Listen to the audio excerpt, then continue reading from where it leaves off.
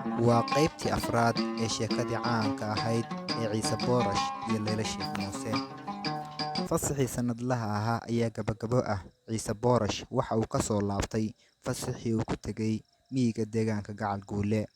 Maalintii labaad goor duhur ah ayaa Ciise Boorash soo raacay asxaabtiisii ay muddada 2 bilood ah kala baadiyoobeen si ay kubad ugu soo ciyaaraan fagaagyada magaalada Dhahar.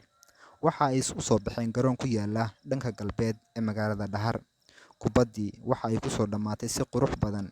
Ciise Boorash waxa uu soo bandhigay farsamooyin aad u soo jiitay dhammaan intii daawanaysay iyo intii ciyaaraysayba. Sidii caadada ahayd, waxa ay u soo dhaqaaqeen dhanka barkadaha biyaha si ay uga mayrtaan boorka iyo habaaska jirkooda dhammaan daboolay. Markii ay soo gaareen barkadda Cali Salaad, Ciise Boorash waxa ay indhihiisu qabteen inantii ay muddada 7 sano ah himilada iyo hadal wanaagga ahaayeen, laakiin ay is waayeen kadib markii telefoonkii Ciise Boorash ay qaab xoog ah uga qaadeen geeljire ka soo jeeda qabiilka Ugaar Saleebaan. Waxa ay indhihiisu qabteen Layla oo ku labisan dhar cascas, laakiin ku mashquulsan bustayaal ay dhaqaysay oo iyaga laftigoodu midabka casaanka ah leh. Ciise waxa uu damiirkiisu siin waayay inuu hortago Laylo, isaga oo boorka indhihiisa iyo madaxiisa qariyay oo u ekaysiiyey reer aakhirood. Layla laftigeedu aad ayay u warwarsan tahay maadaama ay berri u xagaabaxayso magaalada Garowe muddo 2 bilood ahna aysan war iyo wacaal ka hayn ama ka arag wiilkii ay daqiiqad kasta iska warhayn jireen. Waxa ay samaysay wax walba oo suurtagal ah ilaa ay ka fursan weydo inay weydiiso dhammaan asxaabtiisii, laakiin laftigoodu waxa ay sheegeen in muddo 2 bilood ah aanay wax war ah ka helin.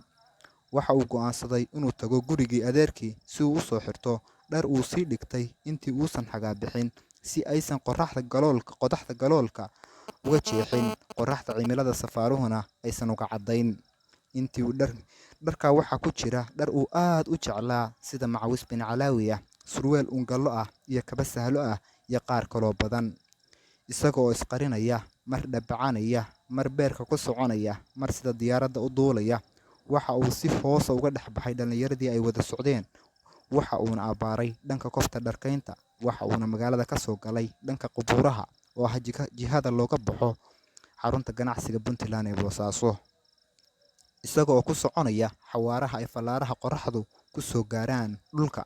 Ciise Boorash waqti badan kuma qaadan inuu gurigii gaaro. Si degdeg ah ayuuna u soo diyaar garoobay. Waxa uu horey u soo qaatay go' shaal ah iyo macawis uu dayn uga soo qaatay dukaanka Yaasiin Tugtug.